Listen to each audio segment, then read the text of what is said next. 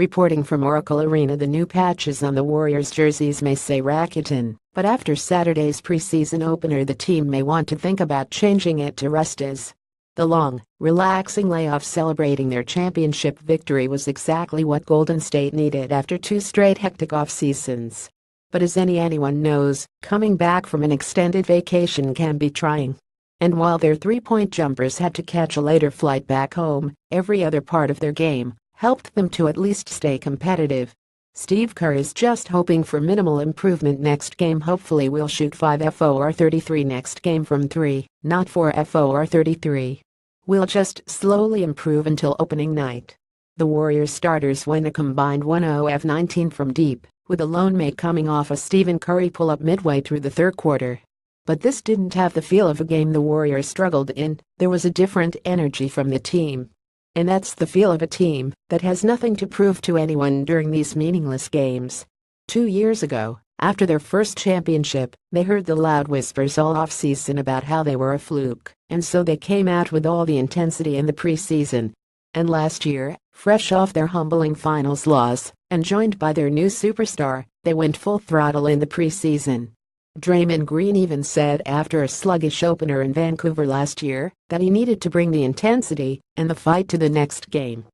While the type of fire can unify a team, it also can burn them out and expend a lot of energy.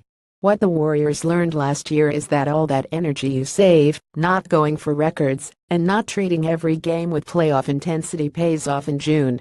So the 108,102 loss to Denver was fine. They got to integrate their new veterans while getting a chance to see how their young players fared with different lineups around them. Patrick McCaw got a look early in the first and seems like he's carved himself out a 15-minute role come regular season. Nick Young took on the Ian Clark role and started the second quarter with David West, Green, Sean Livingston and Andre Iguodala. And while Young is most known for his offense and what he can do with the Warriors spacing, he could actually improve one of the Warriors' best defensive lineups too. Just by the way his body's built, Young can put up more of a fight against wing players in a way Clark couldn't. Kerr said that the minutes for both of his wings will be there in the regular season. They're both going to play quite a bit this year. Maybe not every single night, because we have a lot of bodies, but they're both going to contribute quite a bit.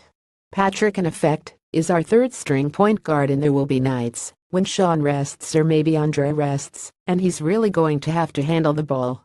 And finally, the team got a look at how both Damian Jones and rookie Jordan Bell meshed with the starters.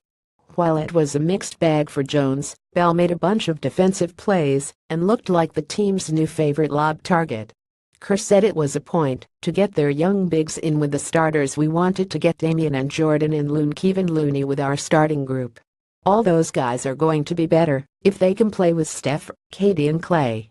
With 12 of the players from last year returning, it is these youngsters on the meaningful minutes fringe that will benefit most from this preseason. After all, everyone knows what they are getting from the top half of this roster. The stars have nothing left to prove. Notes the Warriors' other offseason acquisition Henri Caspi didn't play in the preseason opener as he was away from the team for Yom Kippur. Up next, the team will now pick up and travel across the globe for their next preseason game, when they'll take on the Minnesota Timberwolves Thursday in Shenzhen, China. Curtis Uemura is FA's Golden State Warriors beat writer. Follow @SFA and @Quimura on Twitter and @SFA.ca for full coverage of Warriors basketball.